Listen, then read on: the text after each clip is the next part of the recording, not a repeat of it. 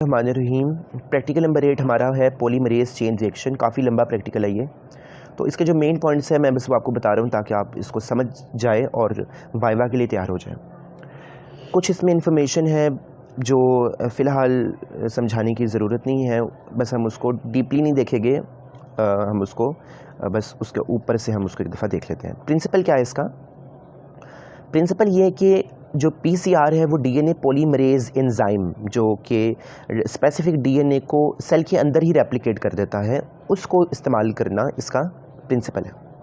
अब क्योंकि DNA cell के अंदर ही रेप्लिकेट हो जाएगा तो वो उसको हम एम्पलीफाई कर सकेंगे, फिर हम डिफेक्ट्स को स्टडी कर सकेंगे आसानी के साथ। अब हम ज़रा देख लेते हैं कि क्या मटीरियल्स रिक्वायर्ड होगी इसके लिए। तो सबसे पहले है ट्रिस HCl मैग्नीशियम क्लोराइड है, टैग डीएनए पॉलीमरेजेस, डीएनटीपीज है, टेम्पलेट डीएनए है, प्राइमर और वाटर है। सबसे इंपॉर्टेंट जो आपको यहाँ चीज़ नज़र आएगी वो है प्राइमर्स। तो प्राइमर्स क्या होते हैं एक्चुअली?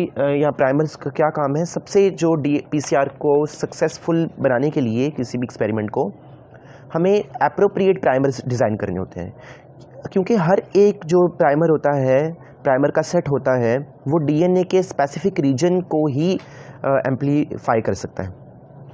अब एक प्राइमर जो है वो पॉजिटिव यानी प्लस स्ट्रैंड के साथ एनील करेगा 5-3 डायरेक्शन में, जबकि दूसरा जो प्राइमर होगा वो 3-5 डायरेक्शन में यानी नेगेटिव स्ट्रैंड के साथ एनील करेगा। तो आपने कुछ चीज़ें याद रखनी है प्राइमर्स को सेट करते हुए, जो गलतियां हो सकती है पहले वो समझ लेते हैं हम। तो आपने प्राइमर को सेट करते हुए इन बातों का ख्याल रखना है। सबसे पहले ये कि प्राइमर जो है वो सेल्फ एनीलिंग कर लेते हैं, खुद ही आपस में एनील कर लेते हैं डीएनए टेम्पलेट की बजाय, तो जिसकी वजह से एक हेयर पिन लूप्स की स्ट्रक्चर आ जाता है जिसको हम प्राइमर डाइमर्स भी कहते हैं। ये नहीं बनने चाहिए, प्राइमर को डीएनए के साथ एलील करना चाहिए। तो प्राइमर्स के मतलब कुछ इंपॉर्टेंट टर्म्स है, ये समझ लें कि 15 से 30 बेसिस का एक न्यूक्लियोटाइड रेजिड्यू, इतनी लेंथ होनी चाहिए प्राइमर की। और एक प्राइमर में जो गवानीन साइटोसिन कंटेंट है वो 40 से 60% होना चाहिए। अब आपने रिएक्शन मिक्सचर को किस तरह से सेट करना है इसको समझ लें। तो दो चीज़ें बस आप समझ लें। एक तो आपने रीजन्स जो यूज़ करने हैं उसका टेबल बना लेना है, यानी जो भी रीजन्स आप यूज़ कर रहे हैं, जैसे आप मैग्नीशियम क्लोराइड यूज़ कर रहे हैं, हाइड्रोक्लोरिक एसिड यूज़ कर रहे हैं, क्योंकि पीसीआर में हर चीज़ को आपने एक पैटर्न के साथ ऐड करना होता है, शामिल करना होता है, इसलिए इन सीक्वेंस बना लेना ज़रूरी है। फिर आपने पीसीआर ट्यूब्स को लेबल कर लेना है। ये इंपॉर्टेंट बातें थी। इसके बाद हम जब उसका प्रोसीजर पढ़ेंगे तो ये सारी बातें क्लियर हो जाएगी इसी में, जैसे इसने ये टेबल बनाया हुआ है। अब आपने इसी में सब बातें क्लियर कर लेनी है थर्मल साइक्लिक कंडीशंस में। तो थर्मल साइक्लिक कंडीशन के 3 स्टेप्स होते हैं बेसिकली। पहला स्टेप होता है डीनेचरेशन, फिर एनीलिंग है, और उसके बाद है एक्सटेंशन। हैंड्स आउट वाली जो मैंने एक वीडियो बनाई है जिसमें 1 से 35 तक चैप्टर्स है, उसमें पीसीआर पर डिटेल्ड स्टडी की है हमने, पीसीआर की हर टाइप पर। अगले प्रैक्टिकल में भी, इसी प्रैक्टिकल के अगले हिस्से में हम पीसीआर की टाइप्स को भी स्टडी करेंगे। तो डीनेचरेशन क्या होती है? यानी डीएनए जो है उसको हमने डीनेचर करना है। वो किस तरह से? जो उसमें 2 हाइड्रोजन बॉन्डेड कंप्लीमेंट्री चेन्स है उसको हमने सिंगल स्ट्रैंडेड में डिवाइड कर लेना है, यानी डबल से 2 सिंगल स्ट्रैंडेड डीएनए आ जाएंगे, तो पॉलीन्यूक्लियोटाइड्स आ जाएंगे। तो डीनेचरेशन होगी 94 से 96 डिग्री सेंटीग्रेड पर। अब फिर दूसरे स्टेप में हम करेंगे एनीलिंग। अब ये जो एक डीएनए स्ट्रैंड जो अलग अलग हो गए हैं वो 2 प्राइमर्स के साथ, एक 5-3 प्राइमर, एक 3-5 प्राइमर के साथ अटैच कर जाएंगे, और ये होगा 45 से 60 डिग्री सेंटीग्रेड पर। इसके बाद होगी एक्सटेंशन। इस स्टेप में क्या होगा कि एक प्राइमर और डीएनए आपस में मिल चुके हैं, तो इस तरह से एक नया डीएनए बन चुका है। अब ये जो डीएनए बना है ये एम्पलीफाइड है, और ये 72 डिग्री सेंटीग्रेड इसका कॉमन टेम्परेचर होता है, वैसे 70 से 75 डिग्री पर भी ये काम करता है। तो इस तरह से आपकी एक्सटेंशन होगी। ये 3 स्टेप्स बताने के बाद उसने डिटेल में इन 3 स्टेप्स को ही डिस्कस किया, जिसमें जो इंपॉर्टेंट बातें जो ऊपर नहीं बताई गई थी वो सुन ले। एक तो ये कि PCR thermal cycle rapidly heat and cool the reaction mixture, क्योंकि यहाँ पर बार बार टेम्परेचर बदल रहा है, 94 से 96, फिर 45 से फिर 72 पर। तो और दूसरी चीज़ ये कि यहाँ पर जीसी अमाउंट जो है वो बड़ी इंपॉर्टेंट है, 40 to 60%। उसी चीज़ को इसने डिस्कस किया है, तो यहाँ पर आपने उसी को एक्सप्लेन कर दिया है। यहाँ पर एक बात है कि टैग डीएनए पॉलीमरेज का क्या काम है।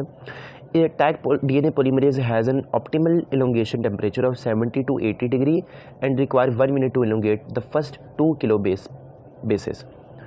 अगर 1 मिनट से ऊपर चला जाए, 3 मिनट तक चला जाए, तो फिर जो डीएनए पॉलीमरेज है वो काम नहीं करेगा।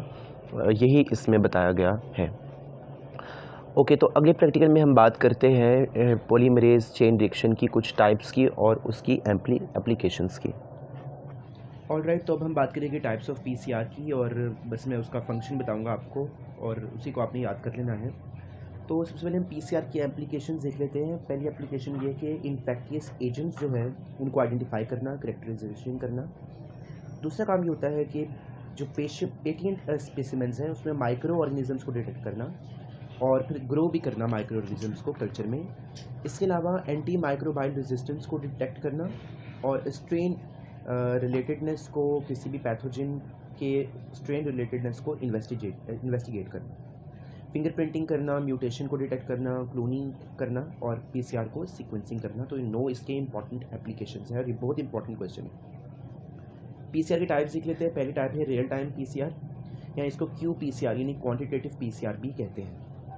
ये क्या करता है कि ये मैयर करता है, देख लेते हैं। पहली टाइप है रियल टाइम पीसीआर, या इसको क्यू पीसीआर यानी क्वांटिटेटिव पीसीआर भी कहते हैं। ये क्या करता है कि ये मैयर करता है एम्प्लीफाइड प्रोडक्ट की अमाउंट को। जैसे जैसे एम्प्लीफिकेशन प्रोग्रेस होती है वैसे वैसे ये एम्प्लीफाइड प्रोडक्ट की अमाउंट को मैयर करता है।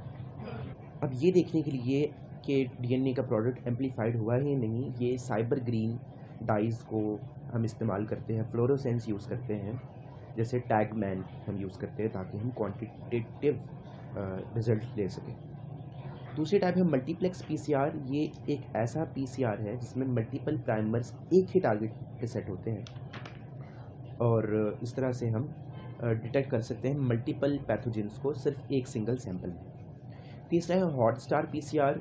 Hot star PCR specific anti biotics इसमें यूज़ होते हैं डीएनए की एक्टिविटी को ब्लॉक करने के लिए। जो डीएनए पॉलीमरेज लोअर टेम्परेचर पर एक्टिविटी कर रहे होते हैं उनको ब्लॉक करने के लिए। नेस्टेड पीसीआर चौथी टाइप है। इसमें हम दो प्राइमर्स के सेट यूज़ करते हैं दो सक्सेसिव रिएक्शंस में, और इसका फ़ायदा ये होता है कि डीएनए की एम्प्लीफिकेशन की स्पेसिफिसिटी इंक्रीज़ हो जाती है। पांचवी किस्म है ग्रेडियंट पीसीआर। ये अलाउ करता है ऑप्टिमल एनीलिंग टेम्परेचर को डिटरमाइन करने में। एक सिंगल स्टेप जो है वो 12 डिफरेंट एनीलिंग टेम्परेचर्स को एवेल्यूएट करता है, तो ये एनीलिंग के लिए। छठा जो है वो है टच डाउन पीसीआर। ये इस्तेमाल किया जाता है पीसीआर रिएक्शंस की स्पेसिफिसिटी को इंक्रीज़ करने के लिए, और ये कैसे होता है कि आपने हर सेकंड की साइकिल में 1 से 2 डिग्री सेंटीग्रेड कम करना होता है और एनीलिंग टेम्परेचर को आप ग्रेजुअली रिड्यूस करते हैं।